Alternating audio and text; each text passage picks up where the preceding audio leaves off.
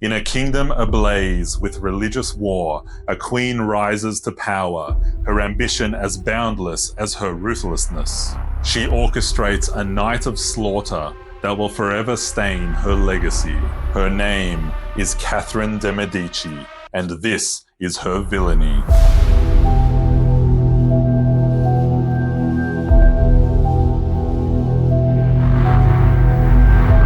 Hello and welcome to Fireside Villainies, where we step into the dark shadows of history and explore the chilling tales of history's most infamous figures. My name is Michael, and in this episode, we explore the tale of a woman whose hunger for power and capacity for cruelty cast a long shadow over Renaissance France, earning her the nickname the Black Queen. Born into the powerful Medici family, Catherine de Medici rose to prominence on the French throne, only to find herself surrounded by treachery, religious conflict, and a divided court. In a desperate bid to protect her dynasty, she turned to manipulation, betrayal, and ultimately violence. Let's now gather around the fire and take a brief look at the world Catherine de Medici navigated. A world rife with intrigue, betrayal, and bloodshed, where survival often meant embracing the darkest of choices. In the heart of the 16th century, the Kingdom of France was a realm teeming with both beauty and unrest. The Renaissance, a period of artistic and intellectual flowering, was in full bloom, yet its brilliance was overshadowed by the dark spectre of religious strife. The rise of Protestantism, known as Huguenots in France, had shattered the nation's religious unity, igniting a powder keg of tensions between Catholics and those who dared to challenge the authority of the Church. Powerful noble families like the formidable Guises vied for control, their ambitions clashing with the monarchy's desire for centralized power. The echoes of the Italian Wars, a series of conflicts for control of Italy and its rich territories, had drawn France deeper into the complex web of European politics, and still reverberated throughout the land. And as the Reformation began to spread across Europe, ignited by figures like Martin Luther and John Calvin, its flames sought to reform the Roman Catholic Church's practices and doctrines. France found itself caught in the crossfire, its very soul torn between the old faith and the new. In this era of uncertainty and upheaval, the seeds of the French wars of religion were sown, a series of brutal conflicts that would leave the nation scarred for generations. It was amidst this turmoil that a young woman named Catherine de Medici emerged, her destiny intertwined with the fate of France itself. To help understand the complexities of Catherine's story, it's important to acquaint ourselves with the other powerful families whose destinies intertwined with hers, their ambitions and rivalries shaping the course of French history. The Valois were the ruling dynasty of France that Catherine married into. They were weakened by internal strife and growing religious divide. It was Catherine's mission to protect her Valois sons and ensure their continued reign.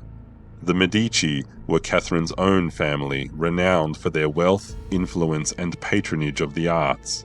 Their Italian roots and connections to the papacy would both aid and hinder Catherine's ambitions in France. The Guises were a powerful Catholic family, fiercely loyal to the Church and staunch opponents of the Huguenots.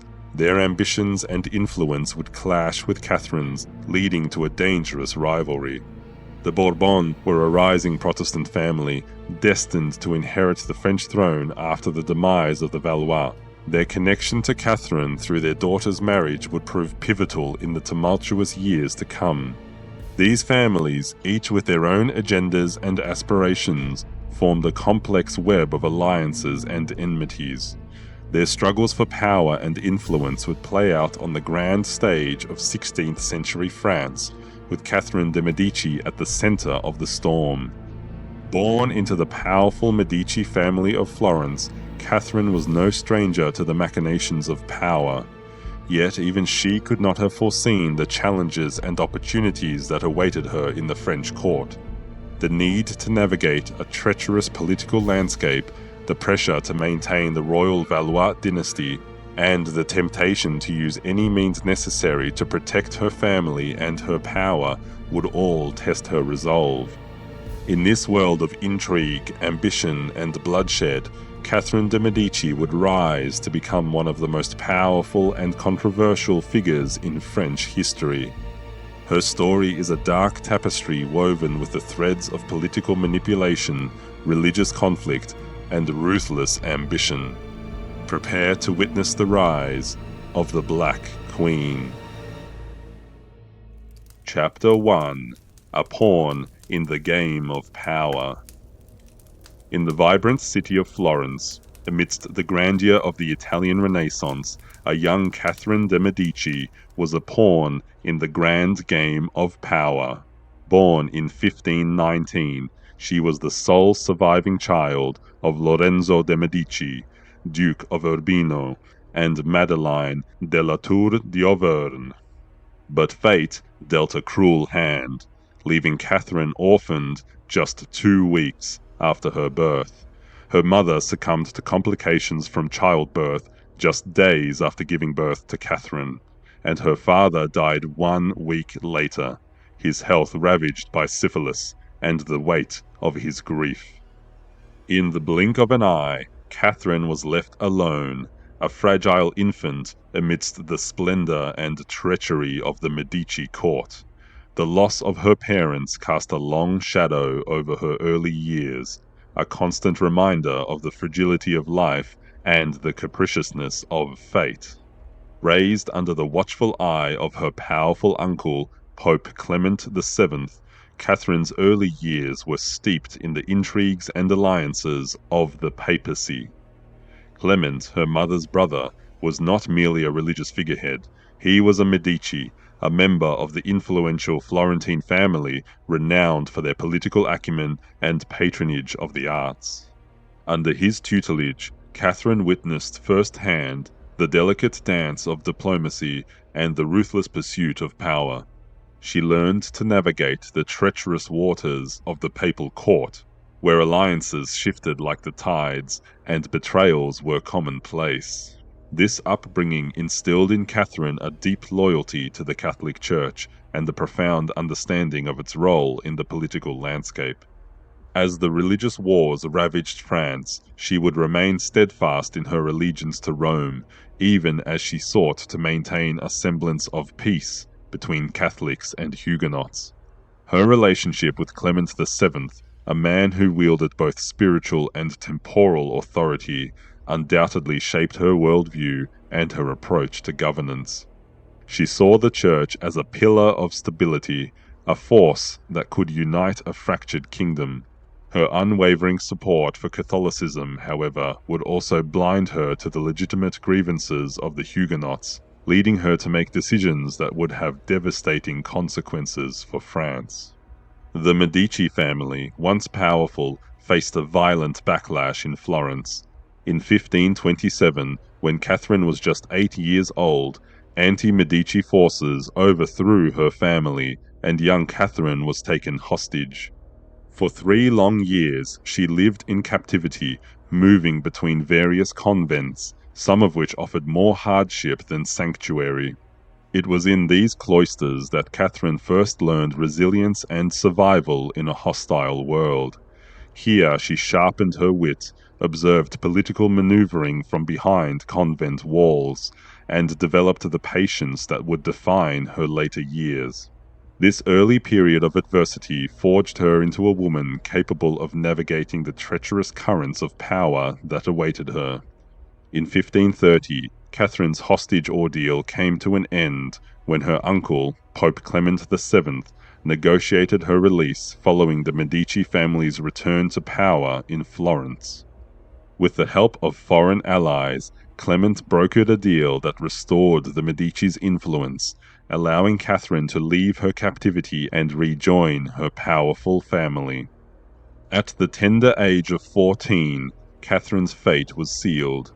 On the 28th of October, 1533, amidst the grandeur of Marseille's Église Saint-Fériol-les-Augustins, she was wed to Henry, the second son of King Francis I of France, also 14 years old. The union was a political masterstroke, orchestrated by her uncle Pope Clement VII, to cement an alliance between the powerful Medici and the French monarchy. The wedding was a spectacle of extravagance, a testament to the wealth and influence of both families. The church was adorned with tapestries and garlands, its air heavy with the scent of incense and exotic flowers.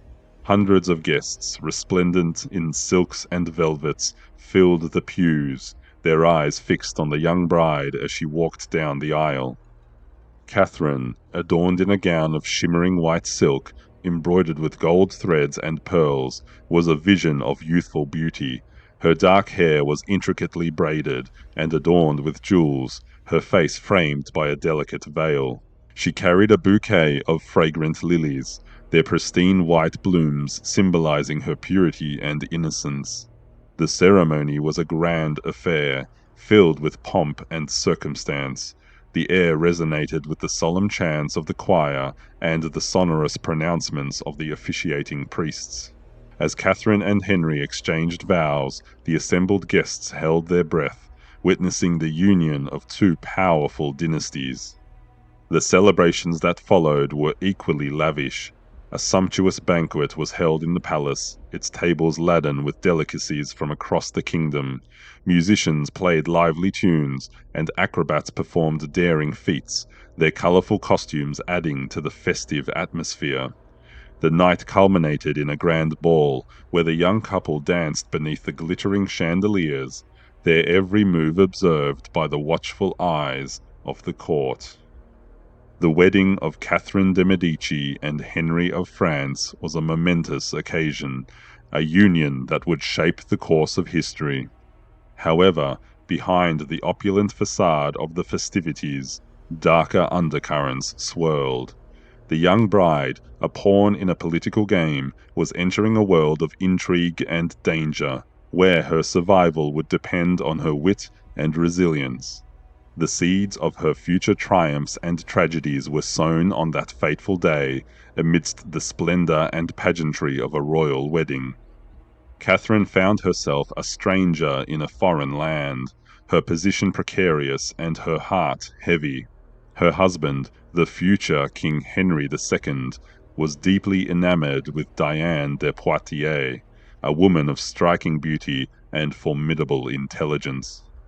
Though twice Henry's age, Diane possessed a captivating charm and a shrewd understanding of court politics, which allowed her to exert considerable influence over the young king.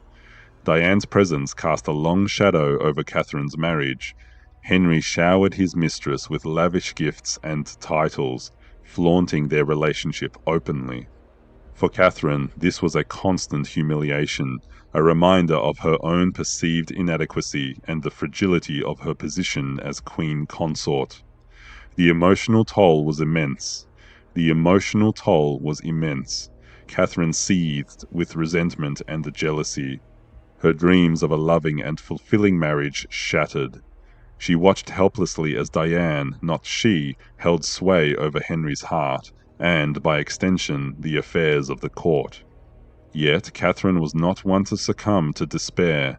She masked her pain with a veneer of composure, biding her time and carefully observing the power dynamics at play. She understood that to survive in this treacherous environment, she would need to be more than just a queen. She would need to become a master manipulator, a player in the deadly game of court politics. The untimely death of Pope Clement VII, just a year after her marriage, left her without her influential protector, adding to her vulnerability in the French court. However, the new Pope, Paul III, recognized the importance of maintaining the Medici alliance and continued to offer Catherine some degree of support and guidance from afar. While she could no longer rely on her uncle's direct intervention, his successor's backing provided a sense of security and legitimacy as she navigated the complexities of her new life. This subtle shift in patronage underscored the ever-evolving political landscape that Catherine had to master, further fueling her determination to become a force in her own right. Catherine's early years in France were marked by a decade of agonizing infertility. For 10 long years, Catherine endured the distressing silence of an empty womb. The pressure to produce an heir was relentless. Each passing month was a painful reminder of her perceived failure. Whispers of witchcraft and curses echoed through the halls of the French court, casting a dark shadow over the young queen and adding to her burden. But history reveals a different truth. Modern historians and medical experts now believe that the cause of Catherine's infertility lay not with her, but with her husband, Henry II. Evidence suggests that he was born with hypospadias, a condition that can significantly impair a man's fertility. For Catherine, this meant years of frustration and anxiety. The pressure to bear a son, to secure her position and the alliance between France and the Medici was immense.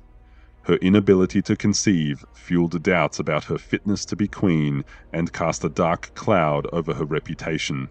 The stigma surrounding infertility in the 16th century was profound. It was often seen as a divine punishment or a sign of weakness, particularly for women. Catherine's childlessness became a weapon wielded against her by her enemies, their whispers cutting deep. Before she became the Black Queen, Catherine's path to power was also marked by the silent agony of a woman denied her most cherished desire. Though she found some solace in the support of her uncle in her first year of marriage, and her loyal ladies-in-waiting thereafter, the burden of her childlessness weighed heavily upon her. In a court where fertility was paramount, her inability to conceive fueled whispers and doubts about her legitimacy. But Catherine remained extraordinarily resilient in the face of adversity. She refused to be defined by her circumstances, channeling her frustration into a relentless pursuit of knowledge and influence. She immersed herself in the study of politics, diplomacy, and the arts, honing her intellect and sharpening her instincts. In the treacherous world of the French court, Catherine learned to rely on herself, her ambition burning bright even as her heart ached with longing. As the years passed, Catherine's fortunes began to change, and the pressures of infertility subsided. In 1544, after a decade of agonizing uncertainty, Catherine's prayers were finally answered. At 24 years old, she gave birth to a son, the future King Francis II. The royal court erupted in celebration, the bells of Notre Dame pealing with joyous abandon. For Catherine, it was a moment of profound relief and triumph. The shadow of infertility that had haunted her for so long finally lifted, replaced by the radiant light of motherhood. For Henry II, the birth of an heir solidified his lineage and secured the succession of the Valois dynasty. The political alliance between France and the Medici, once hanging by a thread, was now firmly cemented. The whispers of doubt and discontent that had plagued Catherine's early years were silenced, replaced by grudging respect and a newfound sense of legitimacy. The birth of Francis II reverberated throughout Europe, its significance extending far beyond the French court. It signaled the continuation of the powerful Valois line and strengthened France's position on the international stage. The Medici family, once viewed with suspicion by some, now basked in the reflected glory of their daughter's triumph. For Catherine, this was more than just a personal victory, it was a strategic coup. She had proven her worth, not only as a queen, but as a mother of kings. The birth of Francis II marked a turning point in her life, the beginning of her ascent to power. The once dismissed consort had taken her first step towards becoming the formidable Queen Mother, a position of immense influence and authority traditionally held by the mother of a reigning monarch, who would shape the destiny of France. Over the next decade, Catherine would bear 9 more children to Henry II, securing her position as Queen of France and the Mother of Kings. But the seeds of ambition had been sown. Catherine's early struggles had instilled in her a deep understanding of the fragility of power, and the lengths one must go to protect it. The innocent pawn had transformed into a cunning player, ready to take her place on the grand chessboard of European politics.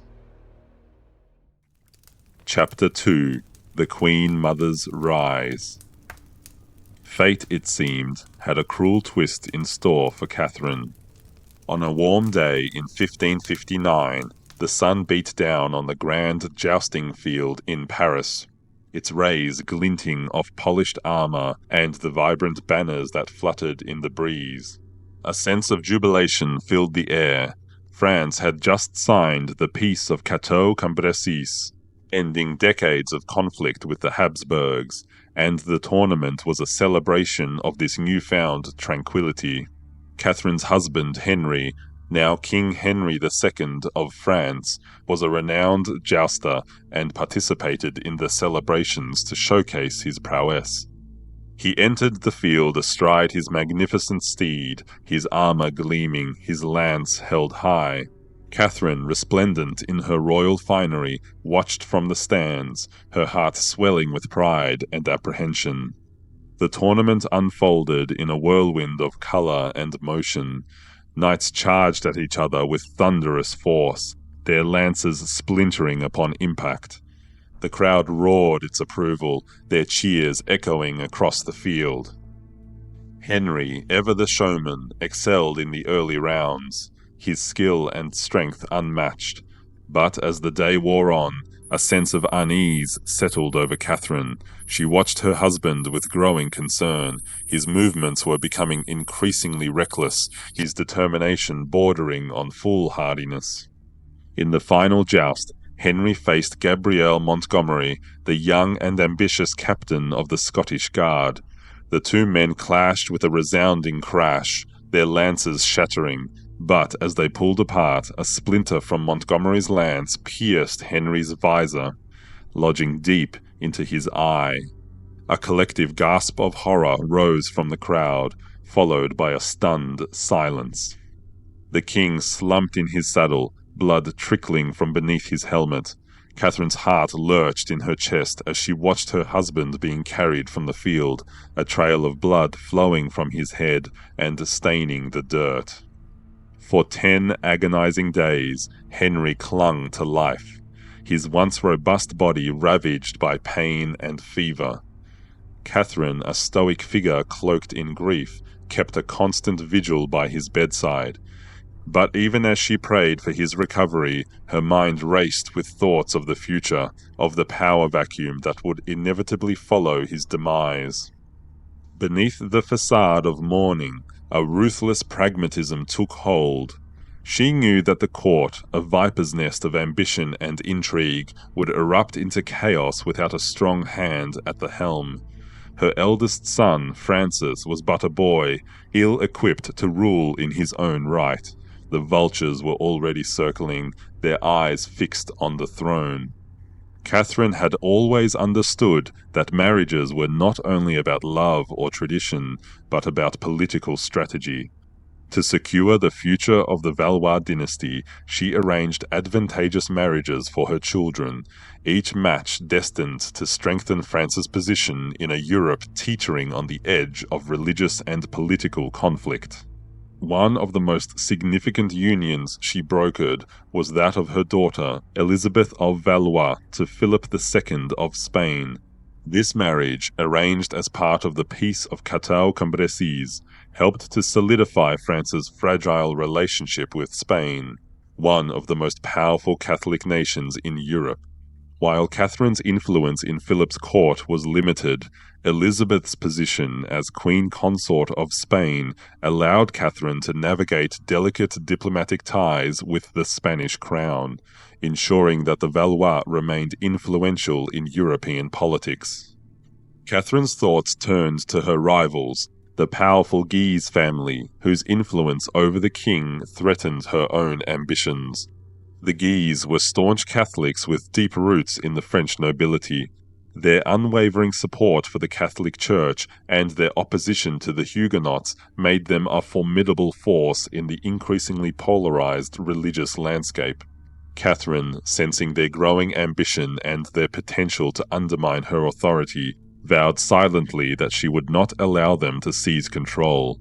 The Valois dynasty, her children's birthright, would not be usurped. As Henry's breaths grew shallower and his grip on life weakened, Catherine's resolve hardened. She would not be a passive observer in the unfolding drama. She would be the architect of her own destiny, the protector of her children, and the true power behind the throne. Catherine's political acumen extended to her other children as well. She sought to create alliances that would support the survival of the Valois line amidst the religious chaos. She arranged for her daughter, Marguerite of Valois, to marry Henry of Navarre, a Protestant leader, as part of her efforts to quell the religious tensions tearing France apart. The marriage would have consequences far beyond her control, but at the time it was a calculated move to balance the volatile religious factions.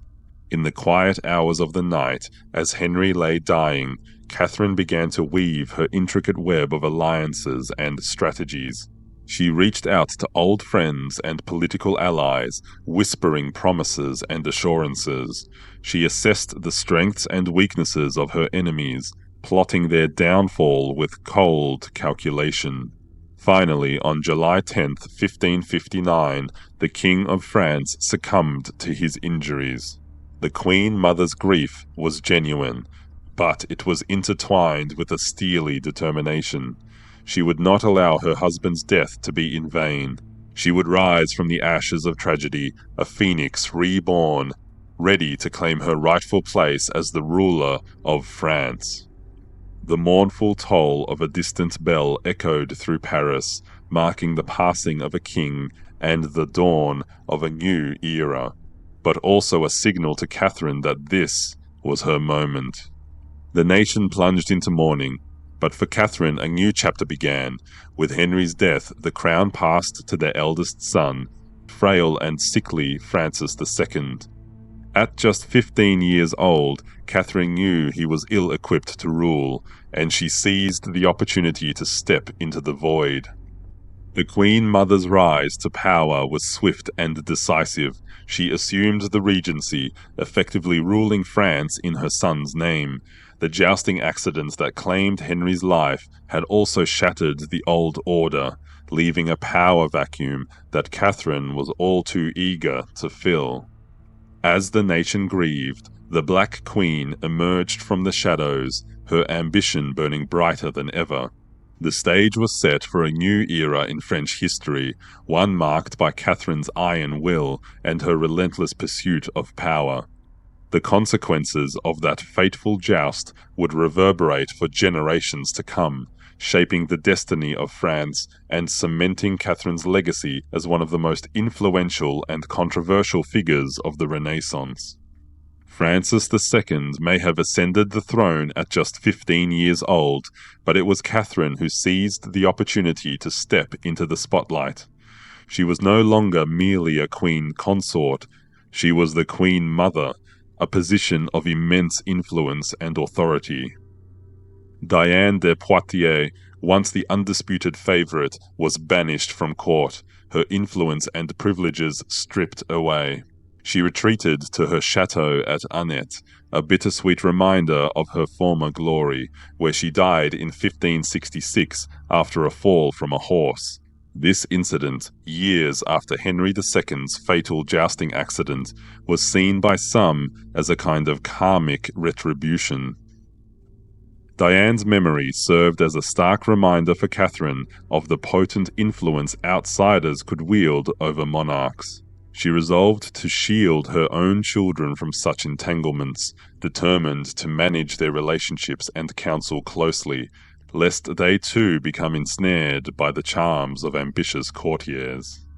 The spectre of Diane's reign over Henry's heart fueled Catherine's vigilance, a constant reminder of the need to safeguard her sons' autonomy and protect the throne from undue external influence. The French court was no easy place to navigate. Powerful noble families like the Guises and the Montmorency jostled for control, their loyalties shifting with the political winds. The religious divide between Catholics and Huguenots deepened, threatening to tear the kingdom apart. The Huguenots were French Protestants, primarily followers of John Calvin's teachings, who emerged in the 16th century during the Reformation. They sought to reform the Roman Catholic Church's practices and doctrines, advocating for religious freedom, the abolition of the Catholic Church's authority over secular matters, and the right to worship according to Protestant beliefs.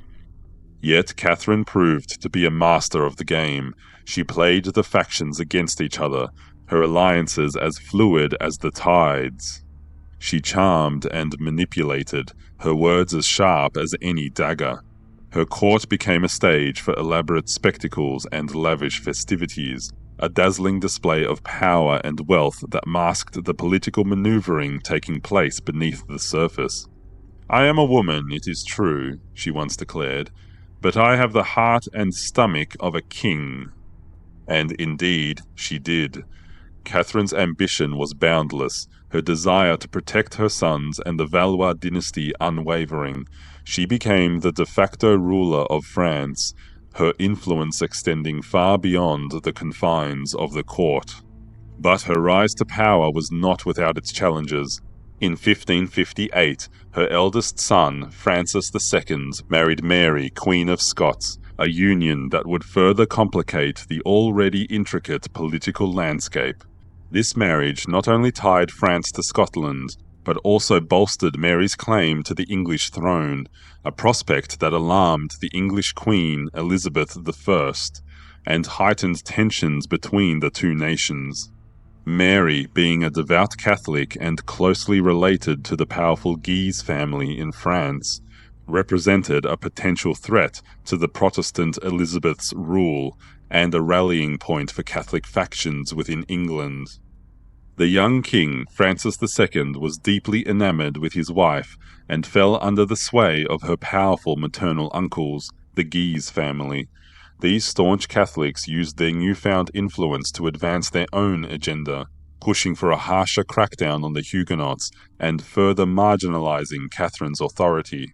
Feeling sidelined and threatened, Catherine found herself in a precarious position. Her dreams of wielding power were temporarily thwarted, but she refused to be relegated to the sidelines. With characteristic patience and cunning, she bided her time, carefully observing the shifting alliances and waiting for the opportune moment to reassert her control. In 1560, Francis II died unexpectedly at 16 years old due to complications from an ear infection, leaving the throne to his 10-year-old brother, Charles IX.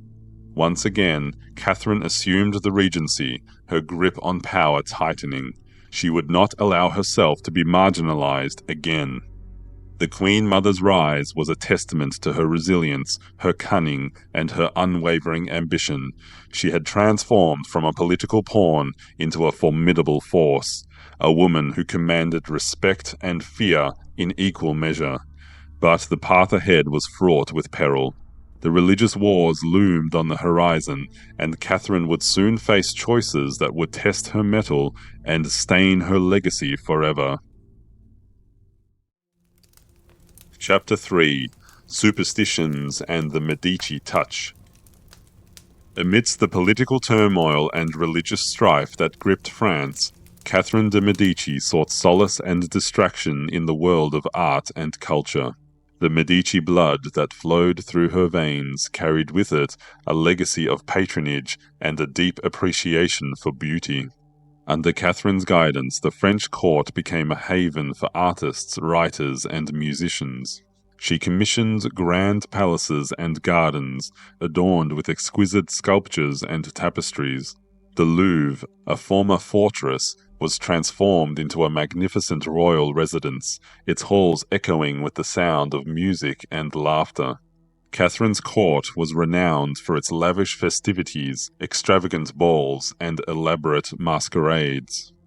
She spared no expense in creating a spectacle that would dazzle and awe, a testament to the power and prestige of the Valois monarchy. Her own attire was a marvel to behold, a testament to her Medici heritage and her discerning taste. She favored rich fabrics like silk and velvet, often in deep jewel tones that complemented her dark hair and eyes. Her gowns were masterpieces of intricate embroidery, adorned with pearls, precious stones, and delicate lace.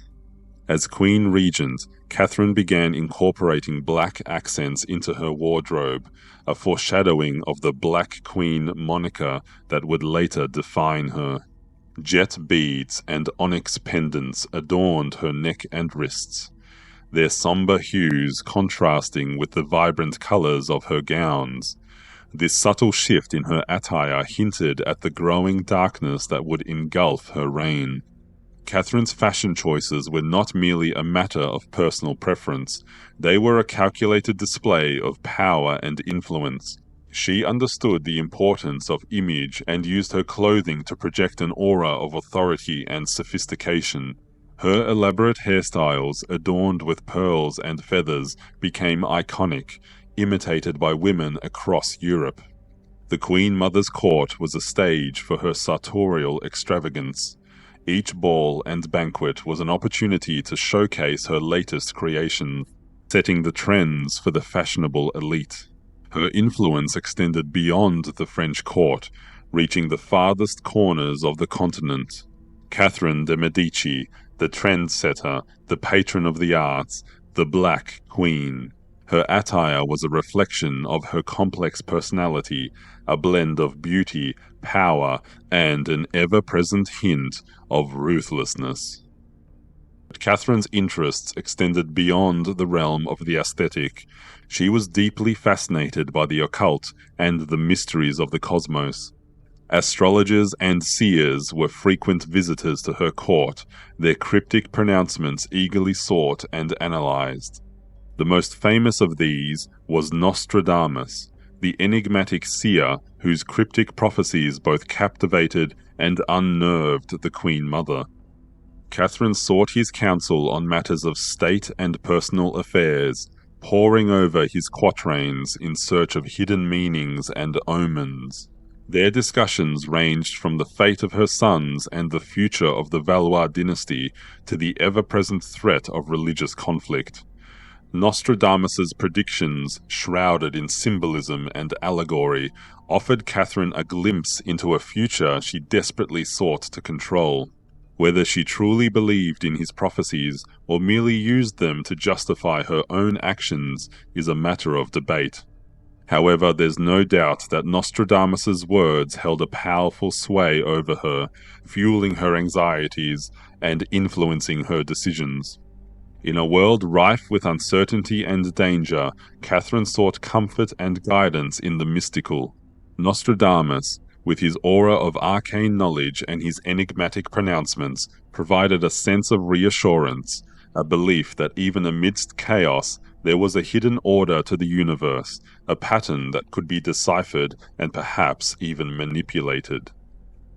Among her closest confidants were members of her own illustrious Medici family, whose influence stretched across Italy and beyond.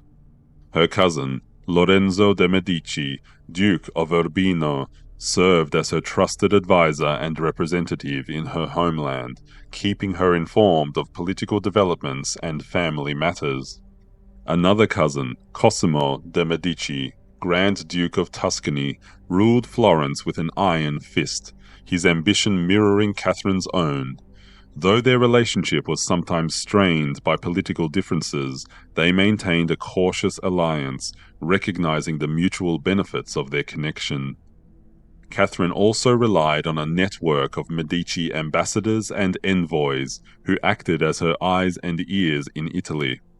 These diplomats, skilled in the art of negotiation and intrigue, provided her with valuable intelligence and helped maintain her influence in her homeland. Through letters, secret messages, and occasional visits, Catherine remained connected to her Medici roots, drawing strength and guidance from her family's legacy of power and patronage. Rumors and whispers surrounding Catherine grew louder with each passing year. Some saw her as a benevolent patron of the arts, a beacon of culture in a troubled time. Others, however, viewed her with suspicion and fear, her dark attire and enigmatic personality fueling tales of witchcraft and sorcery. Catherine's fascination with the occult, combined with her political maneuvering and the growing religious tensions, cast a long shadow over her reign. The line between reality and superstition blurred, creating an atmosphere of unease. But Catherine remained undeterred. She embraced the mystique that surrounded her, using it to her advantage. The Medici touch, a blend of artistic refinement and political cunning, became her signature, leaving an indelible mark on the French court and the nation itself. Chapter 4: The Wars of Religion. The fragile peace that Catherine had carefully cultivated began to crumble, as the religious divide in France widened into a chasm. The Catholics, staunch defenders of the traditional faith and the authority of the Pope, clashed with the Huguenots, French Protestants inspired by the teachings of John Calvin, who sought religious freedom and a reformed church. The Huguenots embraced John Calvin's teachings, challenged the authority of the Catholic Church, and sought religious freedom.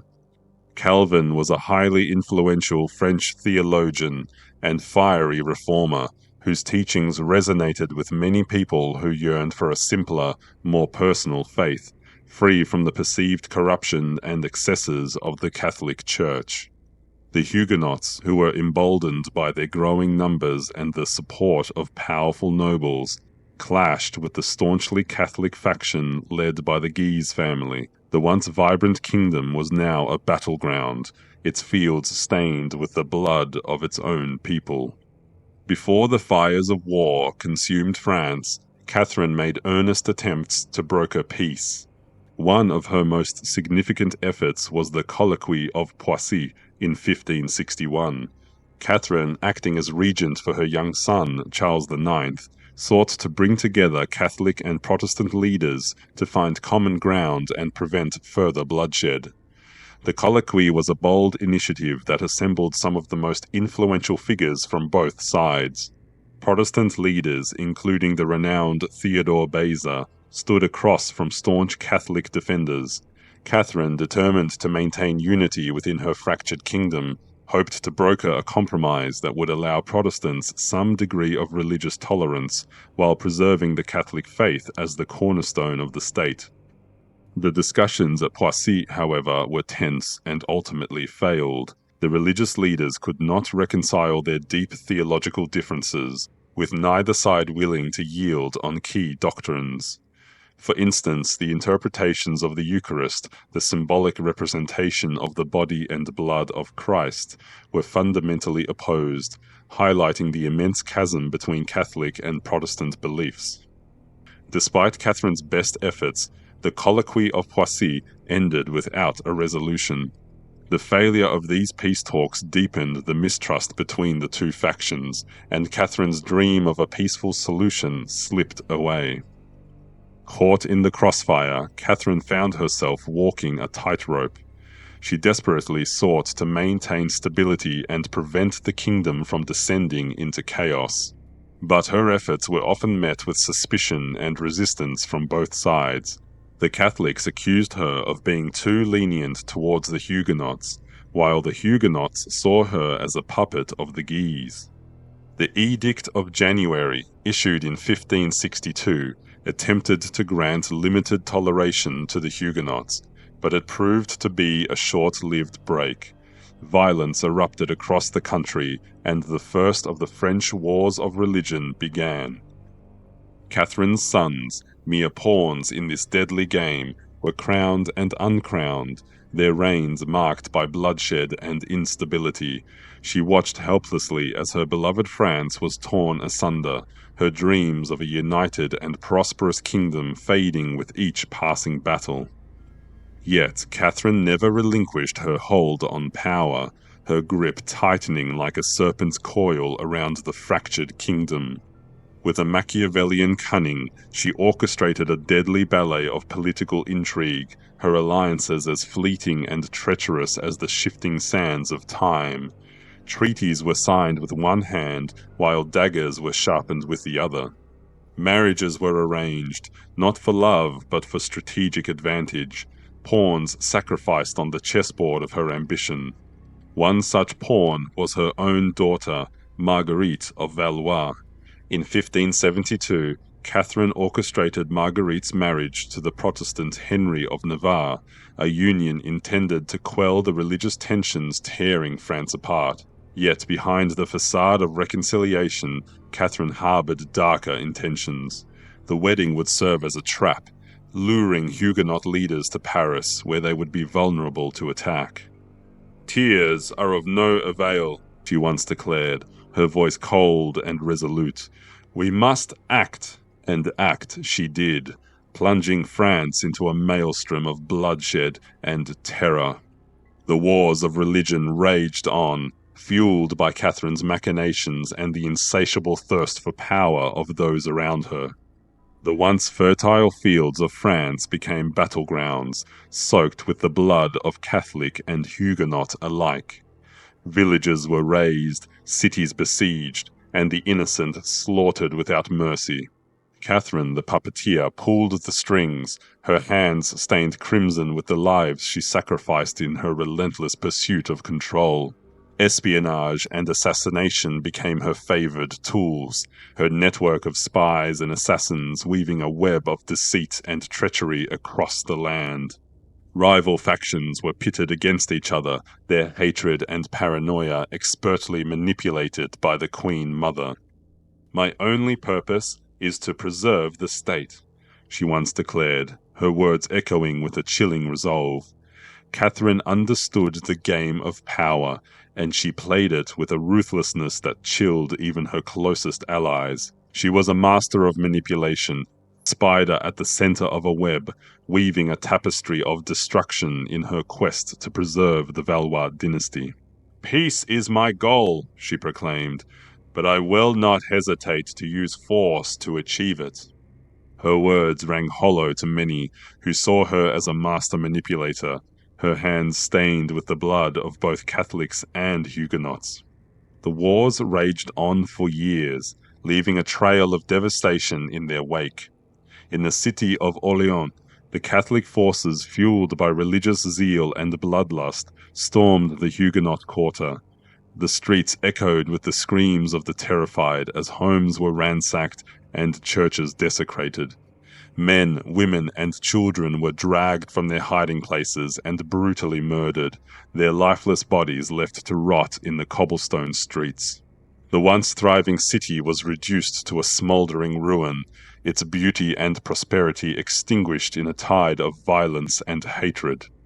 Villages were burned, their inhabitants forced to flee or face a fiery death. The once glorious French countryside was scarred by the ravages of war, a grim testament to the destructive power of religious fanaticism. Catherine's attempts to reconcile the warring factions proved futile. The chasm between Catholics and Huguenots grew wider with each passing year, fueled by hatred and mistrust. The Queen Mother, once seen as a beacon of hope, now became a symbol of the kingdom's turmoil. The wars of religion, spanning a grueling 36 years from 1562 to 1598, cast a long and dark shadow over Catherine's reign. Her desperate attempts to maintain peace and stability were overshadowed by the violence and bloodshed that engulfed France. Driven in no small part by Catherine's machinations, the conflict would eventually claim the lives of over 3 million people, both soldiers and civilians alike. Entire communities were uprooted as towns and villages were razed, reducing a once thriving kingdom to a fractured, blood-stained battleground. Tens of thousands were displaced, wandering the countryside in search of safety, their lives forever altered by a conflict that seemed unending. The seeds of her most infamous act, the St. Bartholomew's Day Massacre, were sown in this fertile ground of religious conflict and political manipulation. Catherine's attempts to maintain control over the divided kingdom came at a devastating human cost, with each failed peace effort plunging France deeper into chaos and despair. Desperate to maintain her grip on power and protect the fragile Valois dynasty, Catherine made a fateful decision. She saw an opportunity to eliminate her enemies, the Huguenot leaders, in one fell swoop. A calculated risk, a gamble to secure her family's future, even if it meant sacrificing the lives of thousands. The wedding of her daughter, Marguerite of Valois, to the Protestant Henry of Navarre had been staged as a symbol of peace, a grand event that brought hope for reconciliation. But behind the facade of unity, Catherine had been planning a darker outcome. The wedding, which lured many Huguenot leaders to Paris, had served its purpose as bait. Now, in the days following the ceremony, the trap was set, and Catherine's deadly plan to secure her hold on power was unleashed. The St. Bartholomew's Day Massacre, a blood-soaked betrayal that would echo throughout history. Chapter 5. The Blood-Soaked Night. It was the eve of St. Bartholomew's Day, August 23rd, 1572. A fragile peace, brokered by Catherine, hung precariously over Paris. The marriage of her daughter, Marguerite of Valois, to the Protestant Henry of Navarre was intended as a bridge between the warring factions, a symbol of unity. But beneath the veneer of celebration, the city simmered with tension, a tinderbox awaiting a spark. Huguenot leaders, lured to Paris under the pretense of goodwill, grew increasingly uneasy. Admiral Gaspard de Coligny, a respected and influential figure, became the focal point of their anxieties. A failed assassination attempt on Coligny, orchestrated by the Catholic Guise family just 2 days prior, left him wounded but alive, further inflaming the already volatile situation. Fear and paranoia gripped the city. The Huguenots, sensing a trap, huddled together, their whispers echoing through the narrow cobblestone streets. The Catholic faction, emboldened by the attempted assassination, bayed for blood, their cries for vengeance reaching a fever pitch. Catherine, ever the pragmatist, saw an opportunity. The Huguenot presence in Paris, she reasoned, presented a chance to eliminate her enemies in one swift stroke. On the eve of St. Bartholomew's Day, the Queen Mother made her fateful decision. Under the cover of darkness, she gave the order to the Duke of Guise and his loyal forces, a mix of soldiers and fervent Catholic civilians, an order that would unleash a torrent of unimaginable violence. Whether she explicitly ordered the massacre or simply allowed it to unfold remains a subject of historical debate, but her involvement is undeniable. As church bells tolled, their mournful peal transformed into a chilling death knell. The streets of Paris erupted into a maelstrom of bloodshed. Huguenot leaders were dragged from their beds, their pleas for mercy drowned out by the roar of the mob. Doors were splintered, windows shattered, as the Catholic faithful, their faces contorted with righteous fury, hunted down their Protestant neighbors. The once elegant city became a slaughterhouse. Men, women, and children were mercilessly butchered, their bodies left to rot in the streets. The Seine River, once a symbol of Parisian beauty, ran red with the blood of the innocent. The stench of death hung heavy in the air, a grim reminder of the horrors unfolding. From the safety of the Louvre Palace, Catherine watched the carnage unfold. Her face, once adorned with jewels and smiles, was now a mask of cold indifference. The screams of the dying, the pleas for mercy, fell on deaf ears. Her heart, hardened by years of political maneuvering and the desperate desire to protect her dynasty, felt no remorse. The massacre raged for days, its brutality spreading like wildfire to other cities across France. In Paris alone, an estimated 2,000 to 3,000 Huguenots perished in those first horrifying days, their bodies littering the streets or dumped unceremoniously into the Seine. But the violence did not stop there. The wave of terror swept across the nation, leaving a trail of devastation in its wake. From Lyon to Orléans, from Rouen to Bordeaux, the Huguenots were hunted down and slaughtered. By the time the bloodletting finally subsided, it's believed that anywhere between 5,000 and 30,000 people had lost their lives, their dreams of religious freedom extinguished in a tide of blood and terror. The streets ran red, the air thick with the stench of death, and the cries of the innocent echoed through the night, a haunting testament to the depths of human depravity. The St. Bartholomew's Day massacre became a permanent stain on Catherine's legacy. While the full extent of her involvement remains debated by historians, whispers of her complicity spread like wildfire throughout the courts of Europe. The sudden and brutal nature of the attack, coupled with her known political maneuvering and desire to suppress the Huguenot threat, led many to believe that she had orchestrated the bloodshed. Her name, once synonymous with elegance and refinement, became forever entwined with treachery and brutality. The Black Queen, as she would come to be known after the massacre, stood at the epicenter of this atrocity, her hands stained with the blood of her people. The echoes of that blood-soaked night would reverberate through history, a chilling reminder of the destructive power of religious hatred and political ambition. Catherine de Medici, the architect of this massacre, would forever bear the weight of its infamy, her image forever tarnished by the horrors she unleashed upon her kingdom. Chapter 6. The Price of Power. News of the massacre sent shockwaves across Europe. In Rome, Pope Gregory XIII, upon hearing of the slaughter of the Huguenots, ordered a Te Deum, a hymn of praise, to be sung in thanksgiving, and even commissioned a commemorative medal. The Catholic world at the time rejoiced, seeing the massacre as a divine victory against the perceived threat of Protestantism. Centuries later, Pope John Paul II made public gestures of repentance for past religious violence, including the atrocities committed during the religious wars, calling for forgiveness and reconciliation between Catholics and Protestants. However, the Protestant nations at the time were horrified.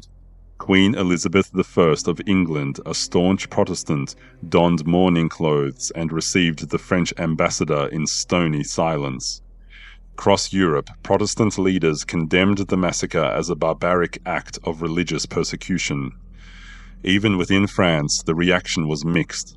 While some Catholics celebrated the elimination of their perceived enemies, others, known as the Politiques, were appalled by the bloodshed. The Politiques were a rising faction of moderate Catholics and Protestants who advocated for a more pragmatic approach to governance. They believed that the survival of the French state depended on religious tolerance and unity, rather than continuing religious conflict. In their eyes, the massacre had not only deepened the wounds of division, but had also placed France on a path of self-destruction. To the Politiques, no faith was worth the destruction of the kingdom, and they called for an end to the wars of religion through political compromise. Catherine's massacre had, in many ways, strengthened the resolve of the Politiques, who now stood as a voice of reason amidst the chaos. Led by figures such as Michel del Hopital and even Catherine's own son-in-law, Henry of Navarre, the politiques sought to shift the focus from religious purity to the survival of France itself. Their calls for tolerance and political unity began to gain traction, especially as France continued to bleed from the wounds of civil war. Catherine's gamble had backfired. The St. Bartholomew's Day massacre, instead of bringing peace and stability, had ignited a new wave of violence and hatred. The Huguenots, once hopeful for coexistence, now rallied around their surviving leaders, their resolve hardened by the memory of the slaughter. The massacre became a symbol of religious intolerance and political ruthlessness, a dark chapter in a story already marred by ambition and bloodshed. As the politiques gained influence, their message of political stability over religious fanaticism began to resonate with many who had grown weary of endless conflict. Their calls for a strong, centralized monarchy that could rule above religious divisions represented a shift in French political thought. While Catherine had once been the architect of alliances and power plays, her influence began to wane in the face of this new movement. But even as the world recoiled in horror, Catherine remained defiant. "I have no regrets, only lessons learned," she proclaimed, her voice a chilling testament to her unwavering resolve. She sought to justify her actions, painting the massacre as a necessary measure to quell a Huguenot uprising and protect the crown. Her words rang hollow in the ears of many, who saw through her facade of political expediency. Yet, in the wake of the massacre, Catherine found herself increasingly isolated. The politiques, with their pragmatic calls for religious tolerance, distanced themselves from her blood-soaked legacy.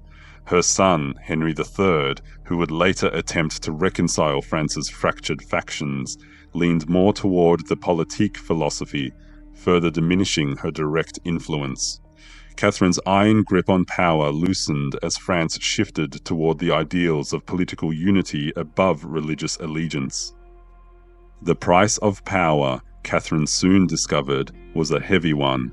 The massacre had shattered any illusions of religious tolerance and plunged France deeper into the abyss of civil war. The Huguenots, once hopeful for a peaceful coexistence, now hardened their resolve, determined to fight for their survival. The Black Queen's once firm grip on power began to weaken. The spectre of the massacre loomed over her every move, casting a dark shadow on her reign. The French people, once enamored by her lavish court and cultural patronage, now saw her as a symbol of treachery and bloodshed. Catherine's health, too, began to decline. The weight of her decisions, the constant political maneuvering, and the relentless criticism took their toll.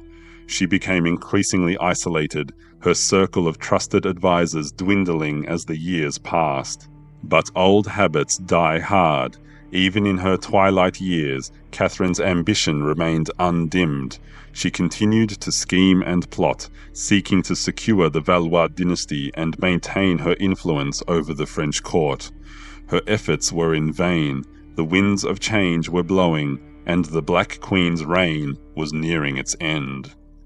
The price of power had been paid in blood, and Catherine de Medici would forever be remembered as the architect of one of the most infamous events in French history. Her legacy, once intertwined with the grandeur of the Renaissance, was now irrevocably stained by the horrors of the St. Bartholomew's Day massacre. The Black Queen's reign had come at a terrible cost, and the consequences of her actions would haunt France for generations to come. Chapter 7: The Final Years. The final years of Catherine de Medici's life were a somber reflection of her tumultuous reign. The once vibrant Queen Mother, who had orchestrated grand festivities and navigated treacherous political waters with ease, now found herself a weary and increasingly isolated figure. Her sons, once her pawns in the game of power, had come of age. Charles IX, haunted by the St. Bartholomew's Day massacre, succumbed to illness in 1574 at the age of 23, leaving the throne to his brother Henry III, who was 22 at the time. But Henry, despite his mother's efforts to mold him into a strong ruler, proved to be indecisive and easily swayed by court favorites. The religious wars continued to rage, their flames fanned by the ambitions of rival factions and the unwavering hatred between Catholics and Huguenots. Catherine's influence, once so firm, had begun to fade, but she did not lose her desire to bring stability to the kingdom. Even in her final years, Catherine's political instincts remained sharp, and she attempted one last bold maneuver to reconcile the fractured kingdom. Recognizing that Henry of Navarre, the Protestant leader and her son-in-law, was the likely heir to the French throne, Catherine proposed that he convert to Catholicism to secure his claim. This, she hoped, would ease the tensions between the warring factions, allowing the crown to pass to Navarre while preserving the Catholic faith that held sway over much of France. Catherine's plan, however, was met with resistance. While Henry of Navarre was open to the idea of converting for political reasons, famously declaring years later that Paris is well worth a mass, the deeply entrenched religious divisions made such a proposal difficult to realize during her lifetime.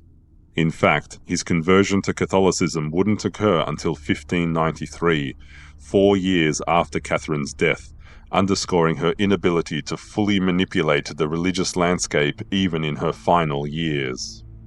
Hardline Catholics, led by the Guise family and the Catholic League, were vehemently opposed to Navarre, whom they saw as an untrustworthy heretic. Meanwhile, Huguenots feared that a conversion would mean betrayal of their cause. Catherine's final attempt at reconciliation ultimately failed, further isolating her from both sides. Even within her own family, Catherine faced challenges. Her daughter, Marguerite of Valois, a woman of sharp wit and independent spirit, openly defied her mother's machinations. Marguerite's marriage to Henry of Navarre had been orchestrated by Catherine as a political maneuver to appease the Huguenots. However, Marguerite refused to be a pawn in her mother's games. She embraced her husband's faith and became a vocal advocate for religious tolerance, her actions a direct challenge to Catherine's policies of control and manipulation. The relationship between mother and daughter, once close and affectionate, now teetered on the brink of animosity. Catherine, accustomed to obedience and deference, struggled to understand Marguerite's defiance. Their once harmonious bond was now fraught with tension and resentment, a poignant reminder of the personal sacrifices Catherine had made in her relentless pursuit of power. Catherine's final political gamble, her attempt to bring Henry of Navarre into the Catholic fold, marked the last of her great maneuvers to save the Valois legacy. In her eyes, securing Navarre as a Catholic heir would have been a masterstroke, one that might have united France under a single ruler and ended the bloody wars. Yet the complexity of France's religious and political landscape was beyond her considerable skill, and the failure of this plan signaled the waning of her influence. Catherine's health, too, began to fail. The years of stress and political maneuvering had taken their toll. She suffered from bouts of illness and fatigue, her once regal bearing now stooped and frail. But her mind remained sharp. She continued to correspond with foreign leaders, offer advice to her sons, and scheme to maintain her influence. But the tides of history were turning against her, which she had fought so desperately to protect, teetered on the brink of collapse. In 1589, at 69 years of age, Catherine de Medici breathed her last, leaving behind a legacy as complex and controversial as her life. Her death was met with mixed reactions. Some mourned the passing of a powerful and influential figure, while others rejoiced at the end of the Black Queen's reign. Catherine's death in 1589 marked the end of an era, but the troubles for the Valois dynasty were far from over. Henry of Navarre's eventual ascension to the throne as Henry IV came only after Catherine's passing, though he would later convert to Catholicism, fulfilling what Catherine had once hoped for. It was a decision made out of political necessity rather than her influence. The conversion would end the wars of religion with the signing of the Edict of Nantes, a peace Catherine had longed for but never lived to see. Her youngest son, Henry III, struggled to maintain control amidst the ongoing religious wars and the growing power of the Catholic League. Just months after Catherine's passing, Henry III himself was assassinated, leaving no direct heir to the French throne. With the Valois line extinguished, the crown passed to Henry of Navarre, Catherine's Protestant son-in-law. This marked the beginning of the Bourbon dynasty, a new chapter in French history. Catherine's relentless efforts to preserve the Valois reign ultimately proved futile. The dynasty she had fought so desperately to protect crumbled within a year of her death. The irony is bitter. The very forces she sought to control, the religious conflicts and political intrigues, ultimately consumed her family's legacy. The Black Queen's ambition and machinations left a lasting impact on France, but her ultimate goal, the continuation of the Valois line, was swallowed by the very chaos she had sought to control. Thank you for watching and listening to this episode of Fireside Villainies, Catherine de Medici, the Black Queen. If you liked this episode of Fireside Villainies, be sure to subscribe to stay up to date with new episodes. And so, the reign of Catherine de Medici came to an end. Her life was a tapestry woven with ambition, power, and tragedy, leaving a legacy as controversial as it was compelling. Historians continue to debate her role in the turbulent events of 16th century France. Was she the ruthless tyrant, sacrificing everything to protect her dynasty? Or was she the shrewd politician, navigating a treacherous landscape in a desperate bid for stability and peace? The truth, as is often the case, lies somewhere in between. Catherine was undeniably a master manipulator, a woman who understood the intricate levers of power and pulled them with precision. Her involvement in the St. Bartholomew's Day massacre remains a chilling reminder of the extremes to which she was willing to go. Yet we cannot overlook her achievements. She was a patron of the arts, a cultural force who helped shape the Renaissance in France. In a world dominated by men, Catherine defied the expectations of her gender, maintaining power for decades against formidable adversaries. Catherine's legacy is complex, a mixture of both darkness and light. She embodied the contradictions of the Renaissance, its brilliance and brutality.